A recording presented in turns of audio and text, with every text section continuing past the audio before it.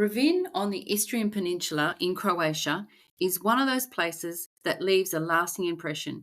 From the very first moment you arrive, you realise this place is special. In this episode, we take you all around the stunning 2,000-year-old narrow cobblestone streets, past pastel-coloured buildings, art galleries, artisan shops, cafes and restaurants, up to the highest point, St. Euphemia Church, with the most spectacular 360-degree views. Next, we guide you around the harbour full of fishing boats and surrounded by pretty restaurants, all selling the fresh catch of the day. There is a glamorous modern side to Rovinj as well, and we tell you all about the grand hotel park, the fancy marina, plus the stunning beaches, all within an easy walk of the old town. We share a couple of surprisingly expensive things you can hire in Rovinj, including a super yacht, as well as the best place to enjoy the famous sunset that Rovinj is known for. I really hope you enjoy this episode all about Rovinj, Croatia. And if you would like to see all the pictures from this episode, just click the link to episode 107 in the description on the podcast player you are listening on now. Morning, Lyle. How are you today? Buenos dias, Leonita. Today we are starting a whole series about Croatia. And this is our first one. And it's probably one of my, it was beautiful little city that we went to. And I can't wait to share it with you. Where are we? We're in Rovinj. Rovinj, which is on the Istrian Peninsula. Now, we chose Rovinj. Lots of people recommended you go to the Istrian Peninsula of Croatia, and we were going to go to a bigger town, and we're working with a travel agent, and at the same time we were thinking, actually, that bigger town doesn't really suit us. I like the look of this one. And then she emailed to say that she suggested we stay here. So we were both on the same page. And I'm so glad we did. Yeah, and I think now it's been more than one person. There's been several people that have been here that have said Rovinj is the nicest town on the Istrian Peninsula. We left Lake Bled. Okay. Gosh. And we had a private transfer, and the guy was very chatty. Yeah, we gave us all sorts of information. He just filled the whole time, didn't he, chatting? Yeah. And we had to cross the border from Slovenia into Croatia. And you don't even know really that you're crossing the border. It's really simple. There's no checking of passports or anything like that. Yeah. So, but he was saying Rovinj was his favourite place on the Istrian Peninsula, and as well. So when we got to Rovinj, part of the private transfer is they're supposed to take you to the door to door, but of course Rovinj Old Town, where our apartment was, is pedestrian only. Yeah. So the people who look after our apartment, they arrived in a little golf buggy, Petra, and we hopped on there and we headed to our apartment, which was just going in through the old town, and we got to the reception, and we found out we were up 2 little flights of stairs. Yes. up to our apartment. And honestly, Petra couldn't have been any more helpful. And I'd be dealing with Claudia, the lady who runs the place. And you'd spoken to them prior. Really, really helpful, lovely people. Petra helped us get our suitcases up to the apartment, and we opened the door, and there's this quaint little cute apartment with stone floors and a balcony, which is, I love a balcony with an amazing view. So we're going to tell you a bit more about the view in a minute, but I think probably the best thing to do is start with, a bit more about where it is and a bit of the history, because it has a really unique history because it's so close to Italy, doesn't it? Yeah. So okay. Tell us a bit more about that. So the population is about 14,294. It's located on the western coast of the Istrian Peninsula. It is a popular tourist resort and active fishing port. Built on the island close to the coast, it became connected to the mainland in 1763 by filling in the channel. So the mainland of Croatia. Yeah. Right. So if you look at a map of Croatia, there's a sort of a boomerang sort of shape, and then there's the Istrian Peninsula, which is like a triangle. Yeah, it's upside down triangle. Yeah. And so what they did is they joined those two parts of Croatia together by filling in. It's channel. Yeah. In 1700 and something. How did they do that, right? Anyway, go on. From 1283 to 1797, Rovinj was one of the most important towns in Istria, covered by the Republic of Venice. Following the fall of Venice in 1797 and the ensuing Napoleonic interlude, Rovinj became part of the Austrian Empire, which lasted till World War I. So that was a long time. It was part of Venice, and then it became part of Austrian Hungary. Yep. Right up until 1914. Yeah. Anyway, Well, basically, according to the last Austrian census in 1911, 97.8% of the population was Italian speaking. well, and interesting note on that is now all the signs in Istria going into towns, they have the Croatian name and the Italian name, Yep. and Italian has been recognised as an official language as well of the Istrian Peninsula. Because it's only a couple of hours by boat to Venice, which as well. Yes, Yeah. that's correct. So it then belonged to the Kingdom of Italy from 1918 to 1947 when it was ceded to Yugoslavia. Following Croatia's independence in 1991, Rovinj became one of the most important centres of Istrian County. Rovinj is today the third most populous town in the county behind Pula and Perec.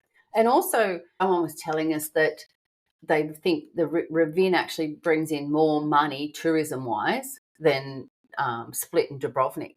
Really? Yeah. I It's didn't really, realise that. really popular. Now, the transport, how to get there. Yeah. The closest commercial international airports are Pula, Trieste, and Rijeka. Mm-hmm. So Trieste is in Italy? Yes, correct. Yeah. But not far away. Not far away. The closest major international airports are Venice and Zagreb. Okay. So you're coming from Australia, that's where you'd fly in. During the summer season, Venice is connected to Rovinj by a direct ferry line, which takes about 2.5 hours. Okay. So that's how close it is to Trieste. If you look on the map, you can see where Rovinj is. Just across the bay is Italy. And then, of course, what happened when Yugoslavia basically was formed, most of the Italians then, because there was a treaty where, and I think it was called the London Mandate, that the Italians, as part of the deal, was they were able to immigrate back to Italy, and most of them did. Okay. So then once Yugoslavia didn't exist anymore, the Italians came back. But fascinating history. Someone said to us, no wonder we're so confused. We've been so many countries in such a short amount of time. Remember that? Yeah. Well, let's talk about one part of the view, because the other part I want to bring later. So we walk out our balcony and we are right on the harbour. Correct. And the harbour is just literally full of little fishing boats bobbing up and down. There's some boats that go out, wooden boats that go out on tours, dolphin watching tours, sunsetting tours, and they're sitting in the bay as well. And it's a horseshoe shaped harbour, so we can see all the way around, and all the way along the harbour as well are restaurants, one after the other. And I have to say, it's some of the prettiest flowers I've seen in restaurants. Like, they've all got bright boxes full of all the summer flowers, just beautiful, just so pretty. And they've got signs about the food, pictures of the food and everything. So it's very inviting the whole way around the harbour. Yeah. You'd almost call it stereotypical of what you'd expect in a place like Rovinj. Like it was so picturesque. Well, I didn't know what to expect, but it was much, much prettier than I ever imagined. Like, it's one of the prettiest places I've ever seen. And that was just the harbour, right? Now, across the harbour, we could see a big hotel. We're going to talk about that in a little while. But one of the main things you see when you look out is an island in the middle of the harbour called Caterina Island. Correct. And you were saying that was a summer house. Yeah, that was the historic summer villa of Count Milwaukee. Now it's got a few hotels on it. It's quite exclusive. And, yeah. Well, but the main hotel is the Caterina Hotel. Yeah. And that's quite a large hotel. It's got like 110 rooms and it's got 10 suites and spas and swimming pools and whatever. But I read a review and they said the hotel was beautiful, but one of the problems they have with it, it's pretty hard to go in for a swim. So yeah, I can imagine that. Well, yeah, with like all lots of these. Yeah, the rocks and the pebbles and whatever. So once again, if you want to see some of the pictures that I took at Rovinj, just go to beachtravelwine.com, episode 107, and you'll see the boats. I even got a beautiful picture of Rovinj at night, the boats on the harbour there. That was beautiful, of the island, and just just so pretty. There's also in the harbour, this week we were there was a super yacht, yeah, and I mean, there's lots of super yachts over in the marina, which we'll talk about, but this super yacht sort of came in and backed into the jetty just out the front of our apartment, and it was a big, long, sleek silver thing, like massive, really. And of course, everyone was having a sticky beak, and you can look them up online. And so I looked up on who, and it's actually a yacht that you can hire, and it was at €290, 290,000 euro per week.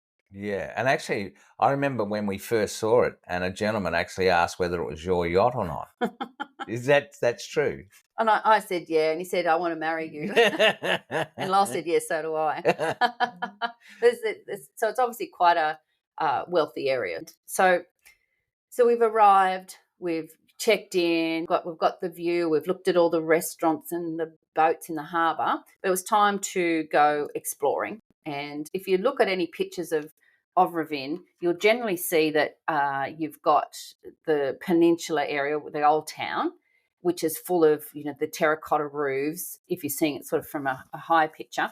And there's a hill, and on top of the hill, the dominant feature is the cathedral. Yeah. Yeah, and that's the Church of Saint Euphemia. Yep.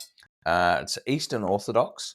To describe it, says there's three nave. It's a three-nave church. Was built from 1725 to 1736 over the remains of older, earlier Christian structures. Its facade dates back from 1883. The church contains several treasures and works of art. Gothic statues from the 15th century, paintings from the 16th and 17th centuries. The bell tower resembles the Tower of St. Mark's Basilica in Venice. On the top of the 60-metre high tower stands a statue of Saint Euphemia, which they use as a wind vane. A wind vane, yeah. So we went into the church. Look, the outside of the church isn't that impressive. No. Except for the bell tower. That's amazing. And the views from the church, because you go right up the top, is stunning. There's a cafe up there, and some friends of ours, they watched a couple of weddings up there. They said it was pretty spectacular.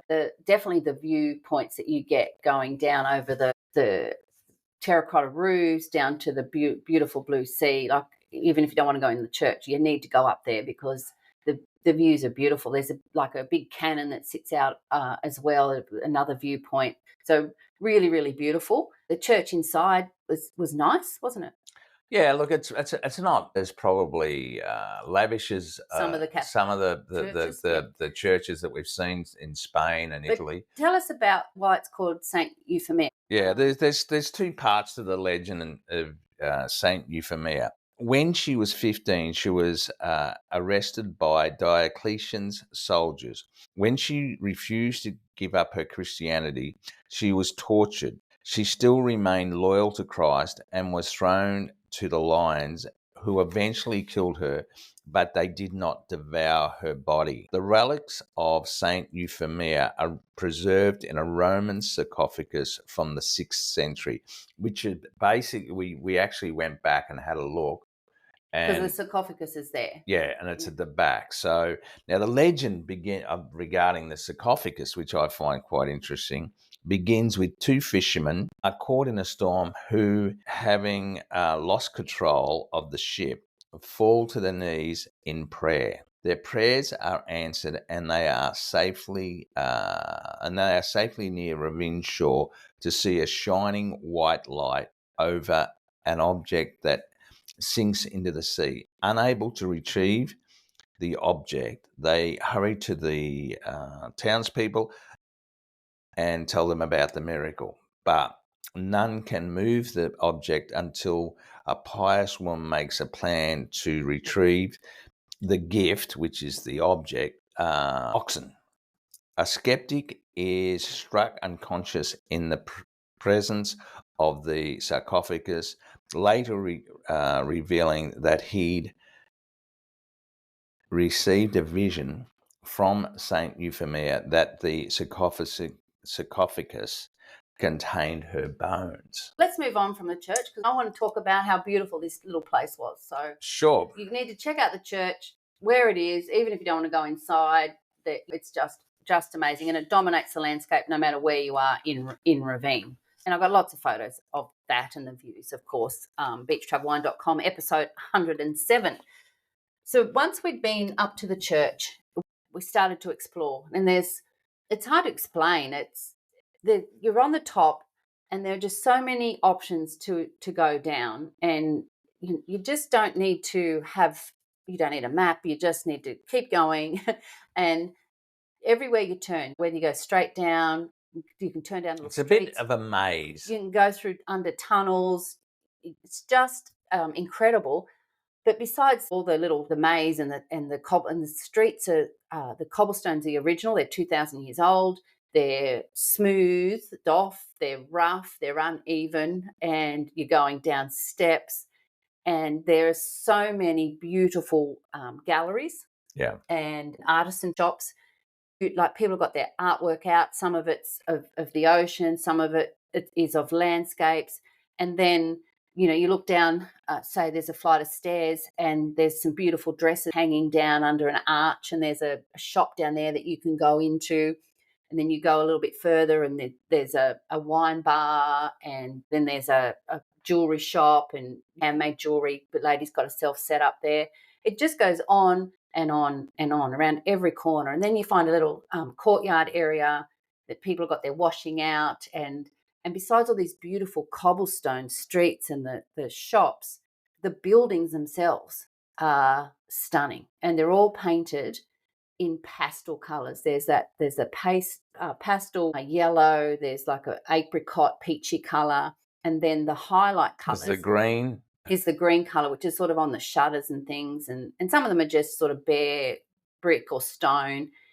And the staircases and the flowers, like there's flowers, every shop's got flowers, every home's got flowers, there's apartments. It's the prettiest place I think I've seen. It was just beautiful. The architecture and the colour, obviously the Venetians had a huge influence of that. And you're right. But it seemed like when we were walking down from the church, I said to Leanne that it's like every residence has to have the obligatory shop at the bottom, and it was like just one after the other, and cafes, just little cafes, just sitting there. We sat down at a few every day and had coffee. There was a guy, like a shoemaker, and his shop front had old wooden models of feet that, like, he was making shoes, so that was so rustic. It was. Yeah, it was just beautiful, wasn't it? I mean, I'm sure there was a hat maker as well. So a lot of the old traditional trades, I suppose, are still being done in this particular area. And if you go back like the next day and wander again, and you turn down a different street, you just find more areas. And there's always little restaurants with their little tables and chairs outside as well, and then you go a little bit further and you'll find another little cafe, and then then all of a sudden there's another gallery, and then there's a lolly shop, and then they love their shops with the local products, like their oils and the lavender and that sort of stuff as well. So selling local Croatian products and stuff, it just blew my mind. I wanted to walk around every day, and it's not that big. No, it's tiny, really. But really, you could walk around there for a couple of days and not see the same thing twice, I don't think. Yeah, well, I suppose one of the disappointing parts of it was the main square was closed off for renovations, and apparently there was some problem with the pipes or something, so they had fixing that up. They had to do that. So although we did get a chance, we were having coffee, and we saw one of the other historical. It was the arch. There's an arch, isn't it? Yeah, it's called Belby's Arch. Yeah, so normally you'd be able to walk through that into the main square. So at the time of recording, the square was under maintenance, but they would look like they were getting pretty close to having that finished. So, yeah, and obviously when it's finished, it's going to be unbelievably beautiful. So the arch was built in 1678 to 79.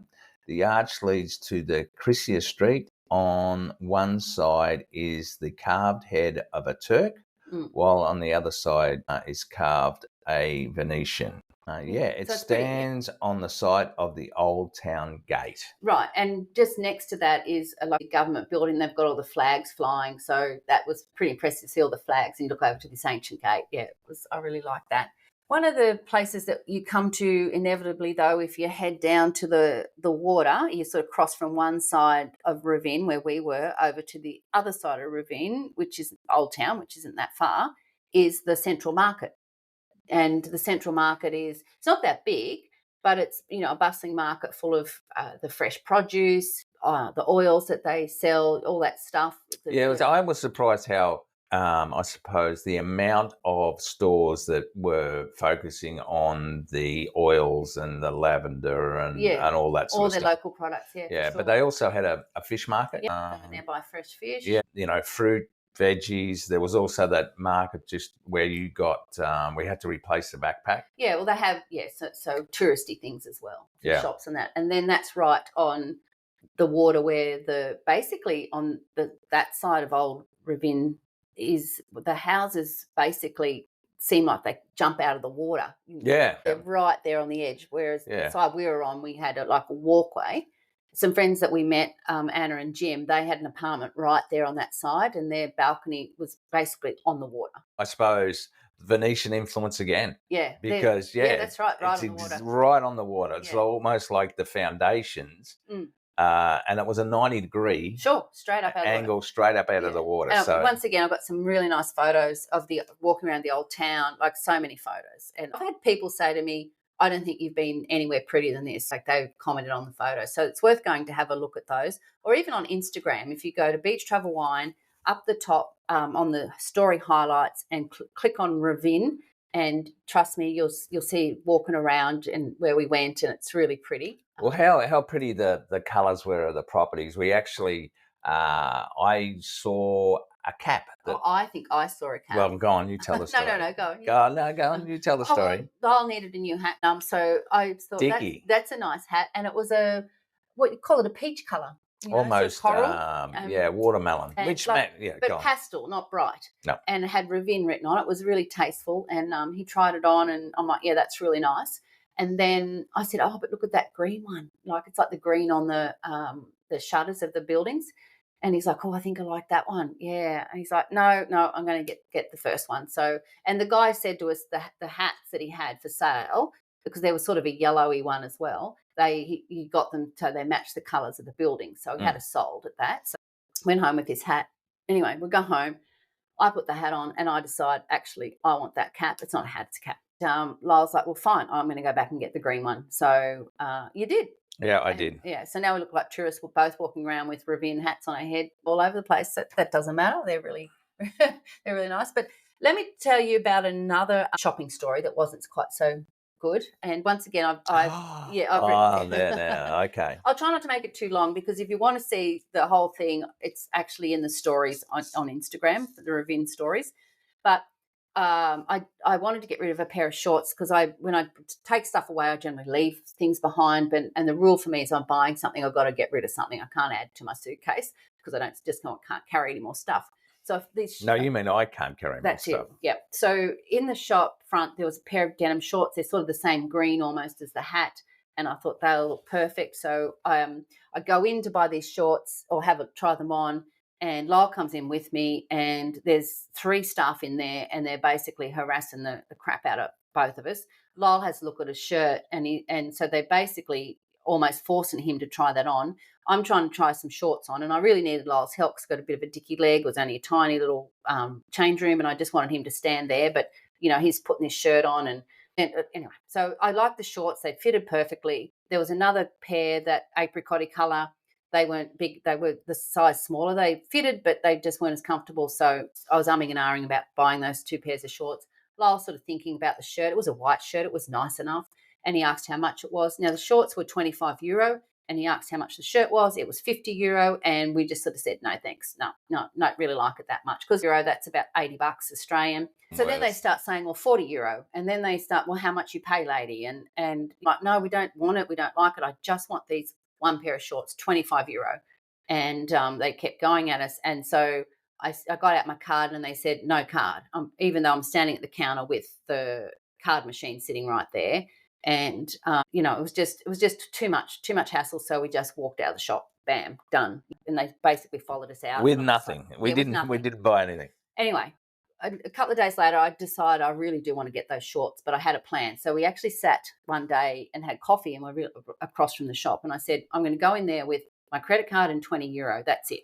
I'm not paying any more than that. I'm happy to pay the 25 or 20 cash. So I go in, I find the shorts, and I say to them, I want to take these shorts. You take card, €25. And they said, no, for card, it'll be €35. So they're trying to stitch me up again. And I just said, look, €25 card, or I have €20 cash. That's it, and, they're saying, no. And I'm like, fine. I went to walk out. So she basically ripped the €20 note out of my hand, threw the shorts at me, and I walked out the door without a receipt, without a bag, without a, thanks for coming sort of thing. So anyway, I've got my shorts and I've worn them ever since. So long story short. Yes, but to be fair, when we went back to our apartment and we spoke to the girls at the reception there, they were shocked that we had experienced something like that. And I think, to be fair to Rovinj, I don't think all the shopkeepers... Oh, they're not. No way. No, shopkeepers are like that at all. So there was another guy trying to... Well, these weren't local people. No. They were from another background, and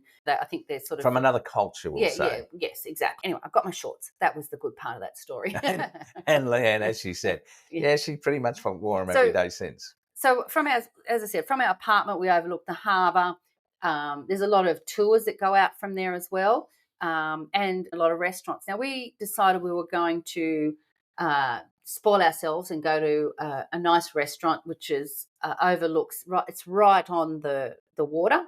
Because one of the other things about Rovinj is you see all the shots of people sitting on a restaurant outside on the rocks as the sun goes down. So while the actual Adriatic Sea is almost lapping at your feet. Yeah. So that's how close you are actually.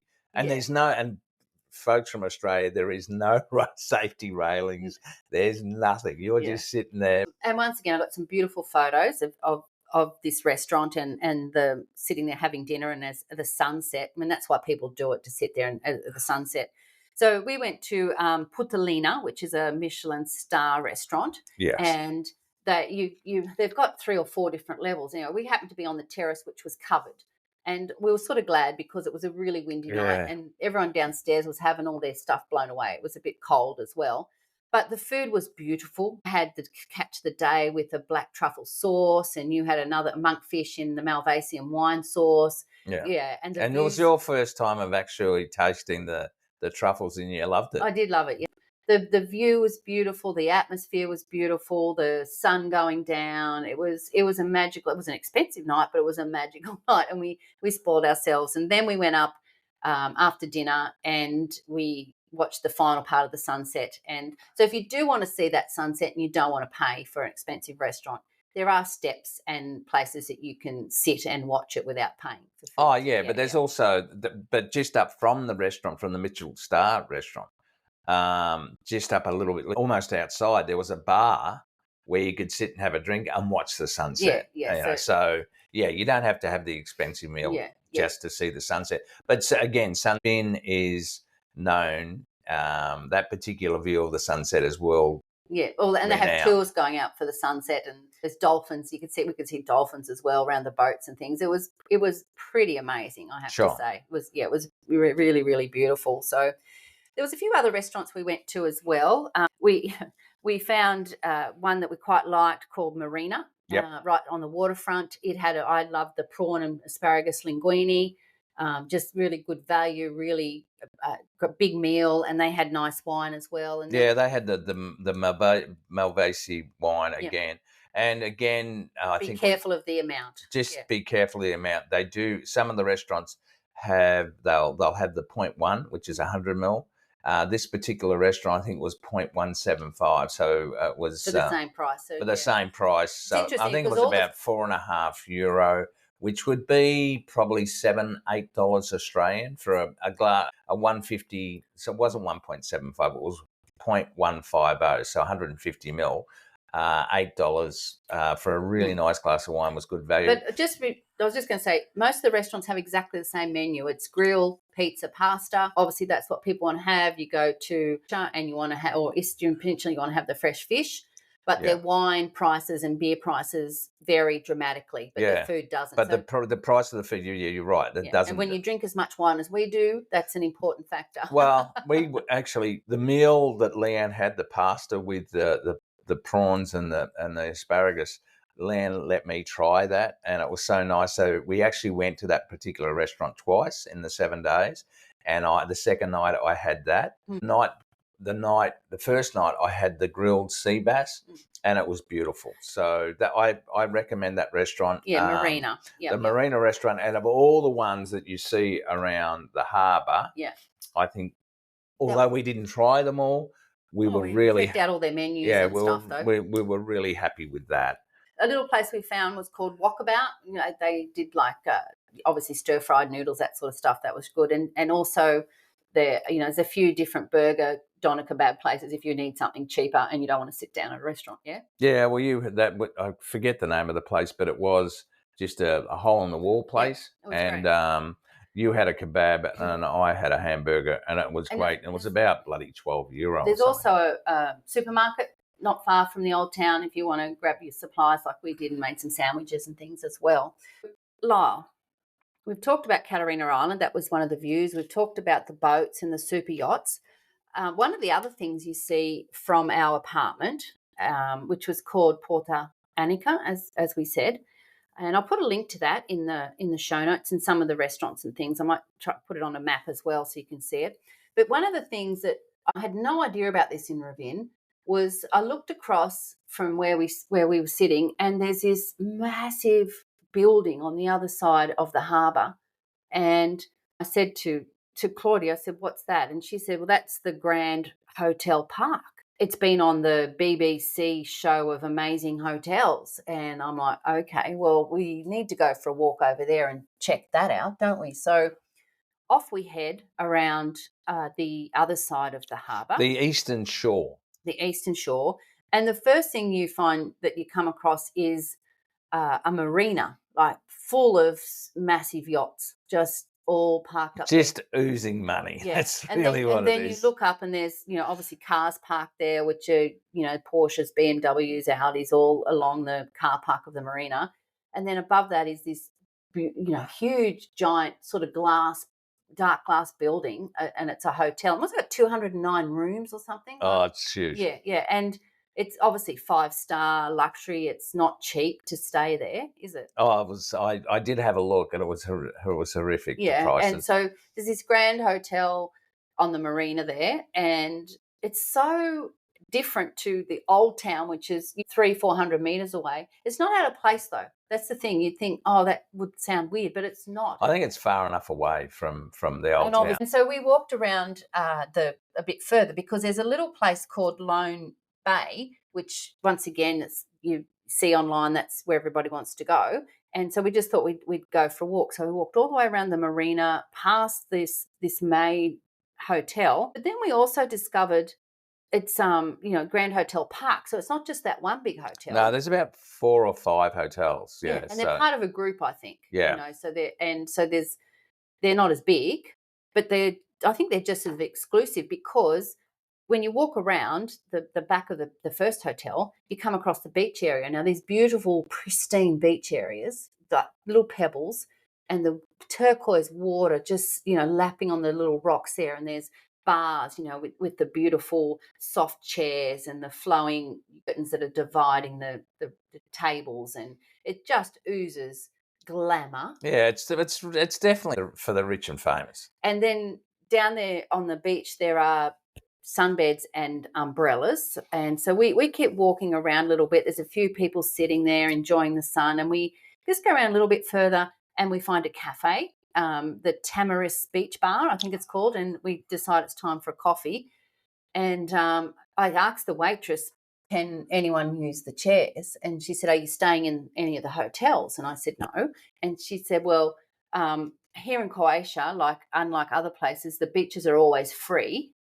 If you want to sit on the chairs, though, it's going to cost you 90 euros for 2 chairs and an umbrella. So that's about 130, 140 bucks. If you're staying in the hotels, Australian dollars, you can use them for free, right? Yep. But she said, but all you need to do is go and sit on the rocks and swim, which you can imagine. I can't even sit on the grass and be comfortable. But she was, but to give credit to that girl, she was a really, really great personality. But we could sit there and have our €350 coffee and look at the view. So it was amazing. So yeah, we learned a little bit more about the hotels then, and so then we kept walking, and there's a few different tracks that go around. There's one that sort of follows the water around, and there's like a big inflatable water park area for kids. And the other track that's up a bit further seems more of a bike track. You can hire bikes and ride around this little peninsula part. So we kept walking. We came across another cafe area. I think that beach we talked about first was Molini Beach, and then there's another beach called Cuvee Beach. Yeah, that's further on. Yeah, and then a little bit further on was Lone Bay. Yes, and we found Lone Bay. We didn't realise it was Lone Bay at the time. We just kept going, but we sat and found a beautiful viewpoint, and we had a picnic lunch. We sat and we were looking then back over the Grand Hotel and those beautiful beaches, and then on one side, and then even further back you could see Rovinj Old Town and with the church on top. It was absolutely spectacular. The blue of the water, and you could see the terracotta of the old town in the background. Yeah, and the trees sort of hanging over the beautiful beaches. Got some stunning pictures from that side as well. And yeah, I think that with all those beaches, they all have the beach chairs and umbrellas.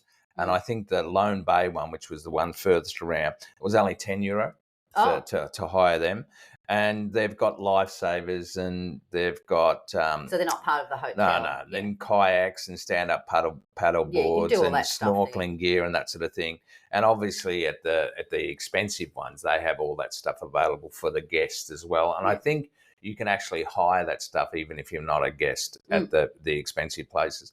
But the thing that we actually on the way back, Leanne putting the Google Maps, and it took us around the hotels, up through the park area where the hotels are, and then, like, the lawns and everything are just manicured, the hedges, the paths, so beautiful. And then I looked over the hedge; it was the biggest swimming pool I've ever seen in my life. It blew my mind. I just couldn't believe it. I said, Len, come and check this out. Like, there was more than one swimming pool, but the main one was the biggest swimming pool I've ever seen in my life. So it was much bigger than an Olympic pool. Olympic pools are a rectangle. Yeah. This thing was square. It was bloody huge.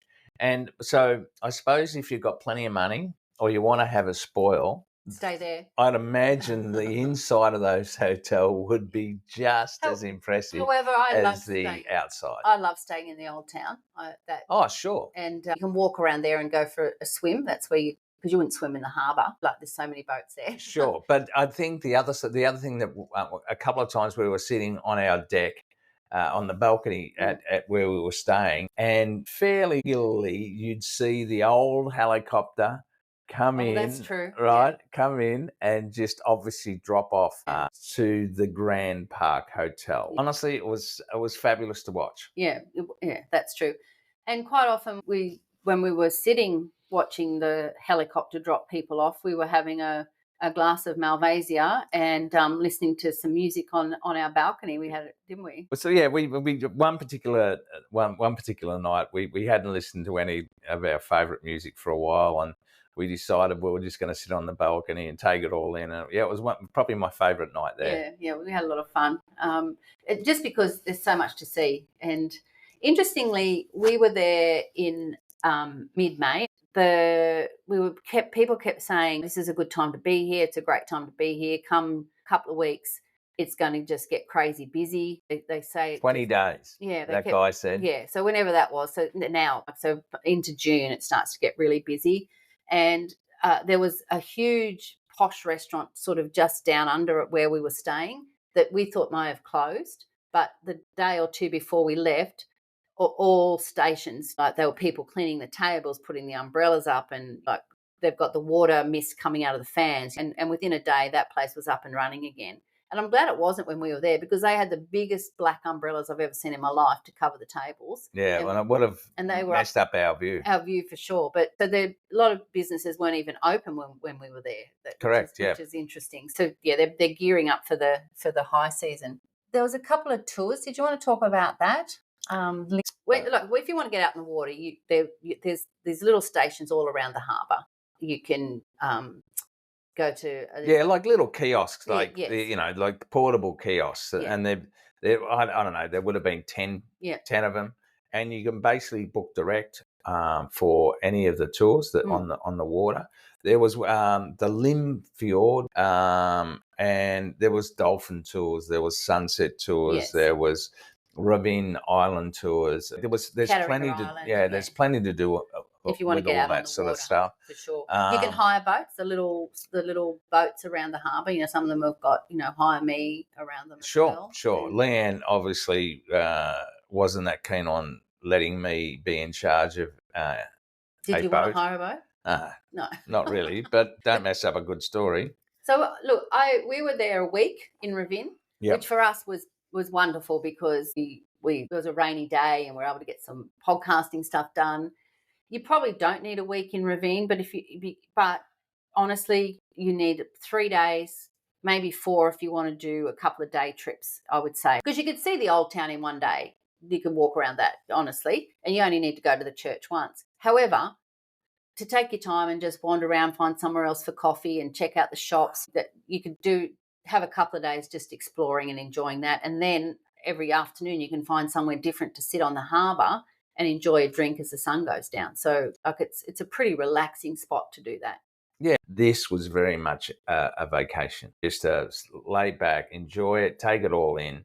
And lots of walking, lots of just wandering and exploring. It was a truly beautiful little city. I really loved it. And totally different culture. Totally different culture than we'd seen before, even though there was such a huge influence, from the Venetians. Yeah, so I loved it. It was really beautiful. So if you're heading to Croatia, put Rovinj on your list. You won't be sorry. Trust me, you will love it. It's just beautiful. All right, Law. Favorite place to have a glass of vino? Well, I'm gonna. Oh, you know what you're gonna say. Go on. Yeah, where we met Anna and Jim. Right. Bar Riviera. Mm-hmm. And that was funny. They were taking photos of themselves, and they thought we were laughing at them, and we weren't laughing at them at all. We were laughing the fact that that's exactly what we do. Well, and also we knew that we thought they were Aussies, they were Kiwis. No offense, because they had the. They had the Aussie. Jim had the Aussie uniform on. Yeah, the Kiwi uniform, I suppose. Yeah. I said thongs. He said jandals. We'll agree to disagree. Yeah, but they were lovely people. We really sat for 3 hours. Yeah, just first time we met them. Yeah, it was great. And chatted, and we're still in contact with them today. So that's nice. Sure. So I'd say Bar Riviera, and again, it's right on the water. It's actually just below where that Michelin star restaurant was. So it had a fabulous location. The beer prices were fine, and the wine was pretty damn good too. So Anna and I had Hero Spritz. they were certainly reasonable priced, and I don't think you'd actually get a better location to have a drink in Rovinj. Well, I've got to have mine. Can I get a turn? Yes. Thank you. Okay, that's a good one. You beat me to that. I could say the Puntalina restaurant was pretty nice. Yeah, that was good. That was good. I'm going to say sitting on our balcony. I knew you were going to say that. Listening to a bit of Cold Chisel. Yeah, it's always Cold Chisel. Always travels with us, don't you, Jimmy? So yeah, that was my favourite, because it was just so beautiful, so relaxed. Yeah, we had a real good giggle that day. Even just that day, like every afternoon, it was a lovely spot, beautiful views. So totally in love with Rovinj for sure. Yeah. Yep. All right. Yep. Well, thanks for listening to. If you've listened this far, go and check out the photos, because you'll see what I'm raving on about at beachtravelwine.com, episode 107.